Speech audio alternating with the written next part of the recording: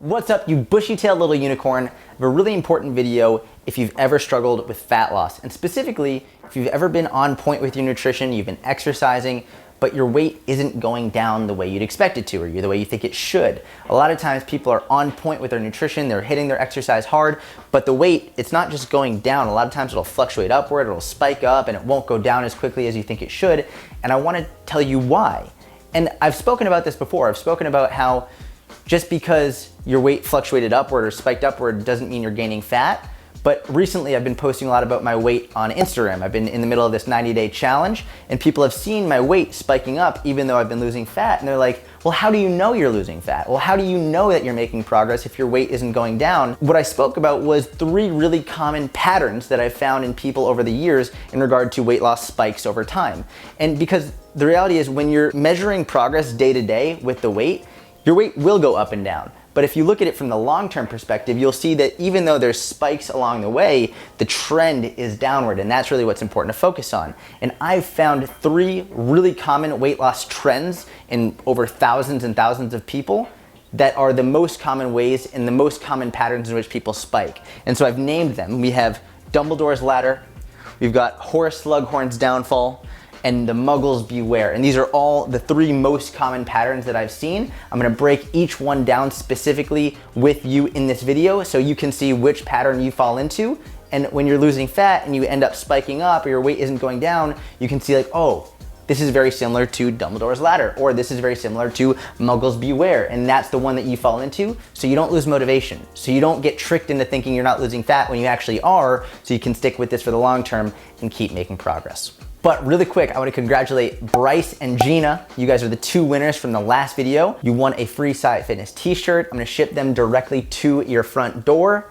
And if you want me to do another giveaway for a t-shirt or for a free phone call or for something, a giveaway for something, make sure that you like this video, give it a thumbs up, because if this video gets 350 thumbs up, in the next video, I'm gonna do another giveaway. And if you wanna be entered into it, subscribe and hit the bell to get notified when that video comes out. All right, so now we're gonna dive into it, and I'm going to explain Dumbledore's ladder, Horace Slughorn's downfall, and Muggles beware separately. Before we get into it though, I want to explain why your weight is spiking. Why does it fluctuate? Why does sometimes it spike up randomly? Why does it stay at the same weight for a while? Why isn't it just going down while you've been hitting your nutrition on point, while you've been exercising? Why isn't it going the way we'd expect it to go? There are many reasons why. Many, many, many reasons.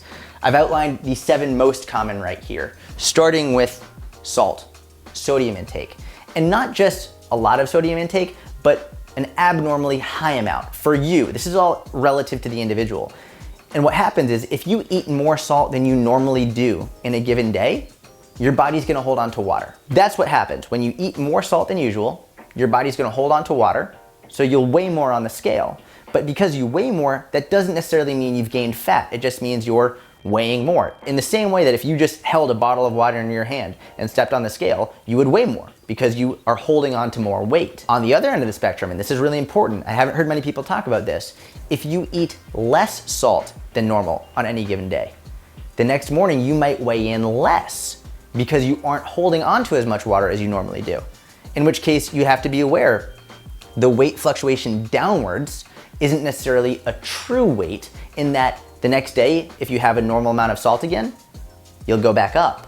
And it's important to be aware these fluctuations up and down, it's not just fat. A lot of it's water, and it has to do with your sodium intake. So just be aware of that. Another one is carbs. Again, if you eat more carbs than you normally do in a day, your body will hold on to more water because the carbs sort of act like a sponge. So if you eat more carbs than normal, they're gonna soak them up. And if you eat less carbs than usual, you'll flush it out. You won't hold on to as much water. It's one of the reasons why when people start a diet like the ketogenic diet, they'll lose weight very, very rapidly because all of a sudden they remove carbs from their diet, or almost remove them. It's not necessarily 0 carbs, but usually 100 grams or less per day.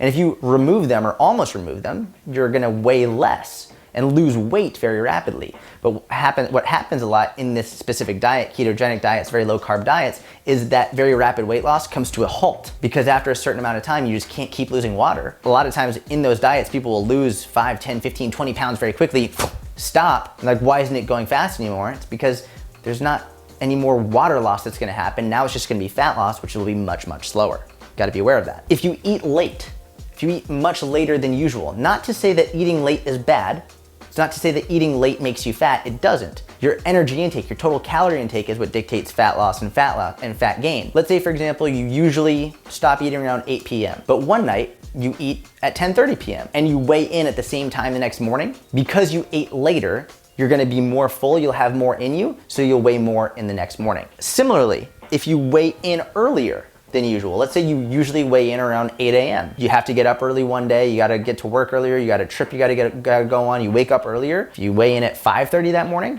you'll have had less time to float that weight off. That's what a lot of weight-controlled sports call it. So I grew up wrestling. From 8 years old all the way through high school, I wrestled. If you watch a lot of UFC fighters, a lot of weigh-ins, they'll talk about floating weight. The night before they weigh in, sometimes they'll go to bed about 1 pound to 2 pounds above where they need to weigh in at, because they know that their body's just gonna float that weight off overnight. And if you have less time to sleep, less time to float the weight off, then you'll end up weighing in heavier. Again, not because it's fat, just because you'll lose weight overnight, whether it's through water loss or whatever. There's a lot of different reasons, but weighing in earlier, you'll probably weigh in more, and eating later, you'll probably weigh in more. Again, not fat gain, just weight gain. This is not an ice cream cone. It's a drawing of poop. I did it myself. And all it means is sometimes if you weigh more than usual, you might have to drop a dookie, and that's okay, period. Really quick, we're going to bypass stress. I wanna talk about that more in depth and jump to this, which is a picture of a barbell. Drew it myself.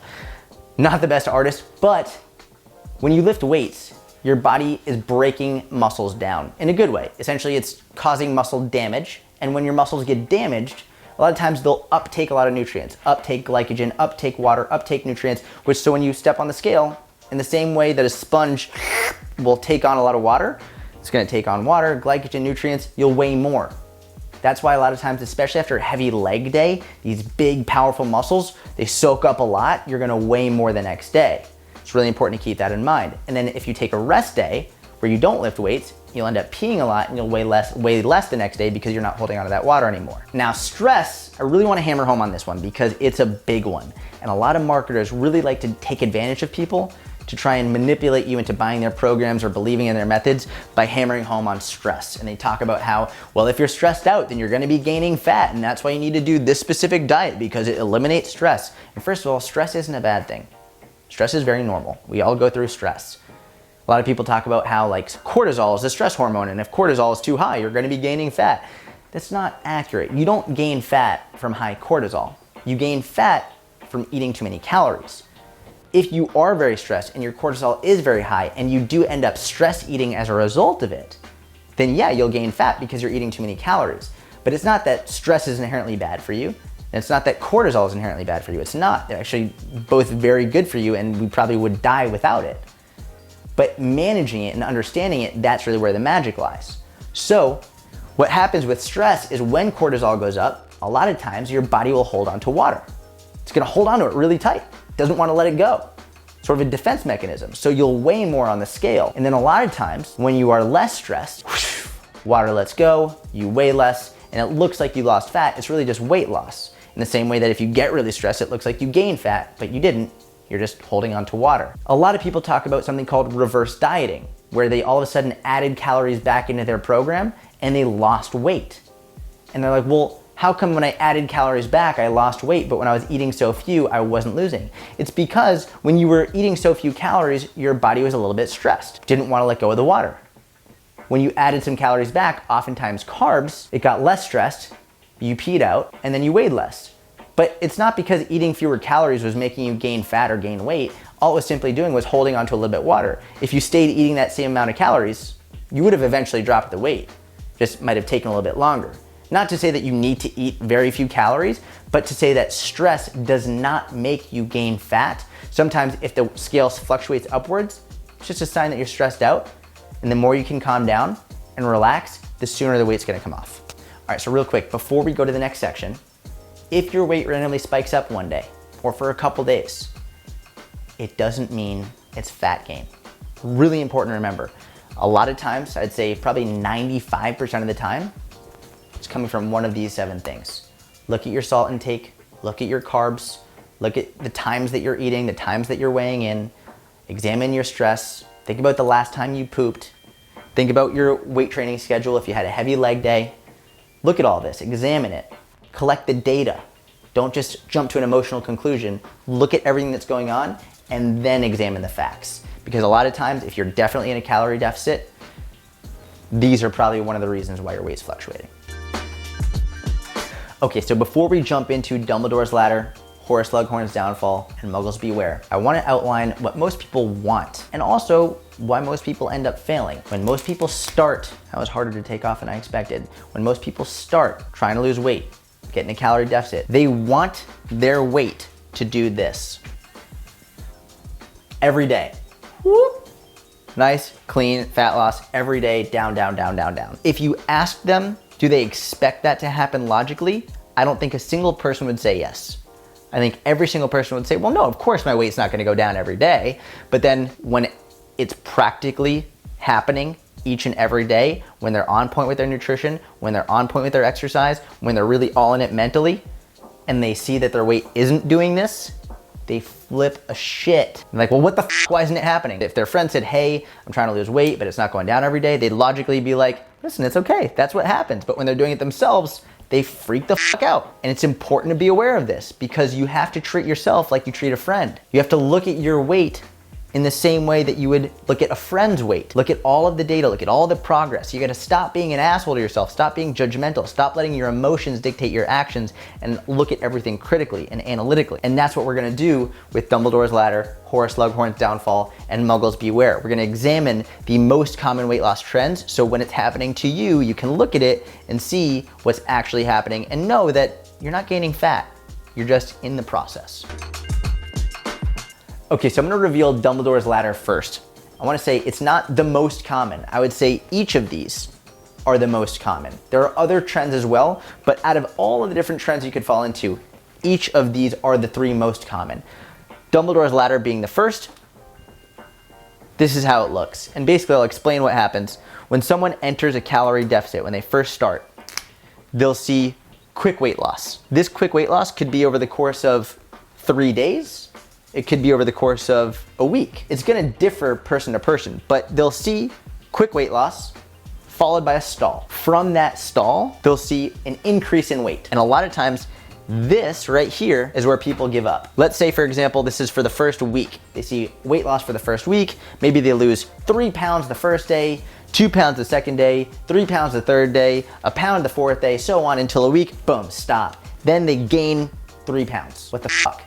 They freak out. Why is this happening? This increase in weight could happen over the course of 2, 3, 4 days. It doesn't necessarily mean it happens in one day. It could be this short line, could be 2, 3, 4, 5 days. And within that time frame, that's when they flip a shit.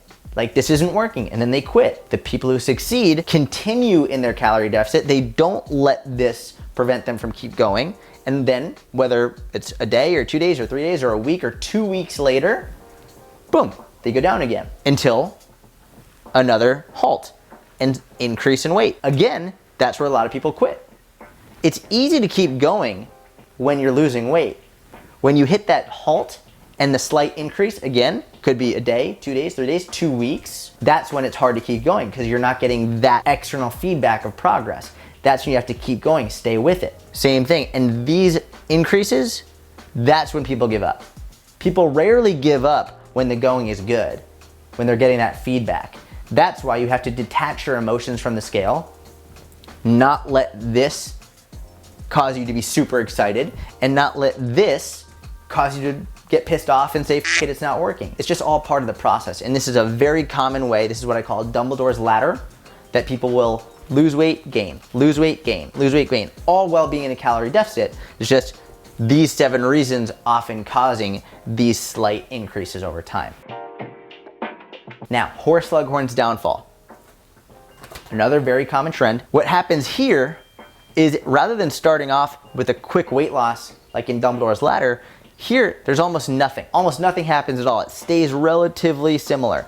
I should note, and it's important to be aware, just because on this graph that I expertly drew, it's a straight line, it doesn't mean that it's going to be an exact straight line. It might have a little bit up, a little bit down, a little bit up, a little bit down, but the general trend is straight across. And also it's the same here. Just because this is straight down doesn't mean there's not many spikes in the middle, but this is just the way that I'm trying to get it across. You have a generally straight line, boom, sharp drop. Generally a straight line, boom, sharp drop. And these spots right here are when people quit. These areas in which they think, well, I'm in a plateau. That's the word they love. I'm in a plateau. I'm plateaued. That's when they start like, what supplements do I take? Like, what exercise should I do to get out of this plateau? I'm plateaued. You don't add anything into it. You keep doing what the fuck you've been doing. Stay in a calorie deficit, strength train, keep doing it. Stay in it. Just because you hit this plateau doesn't mean you need to change anything. If anything, it means you shouldn't change anything. You should stay consistent. Because when you hit this plateau and you don't stay consistent and then you say, fuck it, and you start eating more and stop exercising and just change shit, that's when you stop making progress. These two, Dumbledore's ladder, Slug Horn's downfall, very, very common, and start tracking your own data so you can see if you fall into one of those. This is actually what I tend to fall into, and if you look at my data, you'll see it. Here, it's sort of a combo of the two. You'll see quick weight loss, followed by a spike, and then stagnation. Quick weight loss, spike, stagnation, or plateau. If you look at my weight loss trend over time, a lot of times what you'll see is we'll just take this first drop out. That's what mine looks like. So if you remove this first one, what mine looked like first was this. And then it dropped, and then it went up, and then it went across, and then it dropped. And this tends to be what I fall into. It's really important. I've seen a lot of clients, a lot of Inner Circle members have this exact same one. I've seen thousands of people over the course of my years as a coach. These are the three most common ones. And anytime there's a spike, or a stagnation, or a spike, or a stagnation, or a spike, or a stagnation, that's where people quit. That's where they say it's not working. And I always ask, how do you know it's not working? Well, I'm plateaued. For how long? When was the last time you lost weight? 2 days? 3 days? A week? 2 weeks? Cool. That's normal. You're not gonna lose weight every single day. You're not gonna lose weight every single week. If you lost a pound a week, every single week, that'd be 52 pounds at the end of the year. Not everybody has 52 pounds to lose. It's very easy to look at these Instagram transformations. Look, I lost 100 pounds in 3 months. It's like, that's phenomenal. For the people who did it, amazing. Congratulations. That's not the norm. That's not 99% of us. Not to mention, and this is equally if not more important, a lot of the people who lose that amount of weight that quickly, unfortunately, gain it back, and often more. One thing that's really important to me is not how quickly you can lose weight, it's about how much you can lose and keep off for the rest of your life.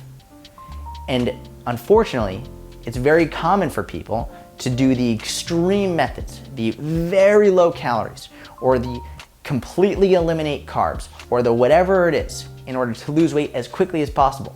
It's not sustainable. It's not enjoyable. The whole point of me doing this 90-day fat loss challenge is to show you that it's possible while still enjoying life, while eating pasta, eating pizza, having the foods you enjoy while still losing fat, and showing you that the weight fluctuations upwards, they're a part of the process. It's not necessarily fat gain. It's not that you're not making progress. It's not that it's not working. It's that it's just what happens. And as long as you stay consistent and as long as you don't give up, you will succeed. It's inevitable. You just can't quit here. Can't quit here. Can't quit here. Stay consistent, because as long as you don't quit, you will win. I promise you that. I hope you enjoyed the video. If you did, please subscribe. Make sure you hit the bell to get notified when the next video comes out. And again, if this video gets 350 likes, we're gonna do a giveaway in the next one. I love you. Thank you. Talk to you soon.